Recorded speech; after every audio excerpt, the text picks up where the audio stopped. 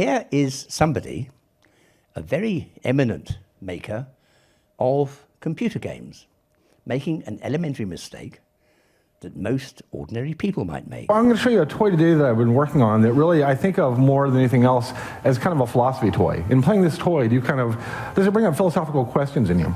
This game's called Spore. I've been working on it for several years. It's getting pretty close to finish now. And you actually start this game kind of in a drop of water. So here we are at a very kind of microscopic scale, swimming around.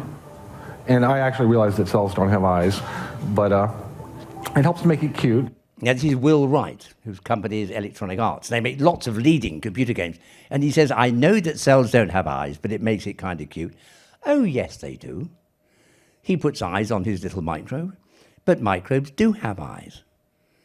Here is a microbe, and you can see that little red dot at the top. This is called Euroglena, and that little red dot is its eye spot.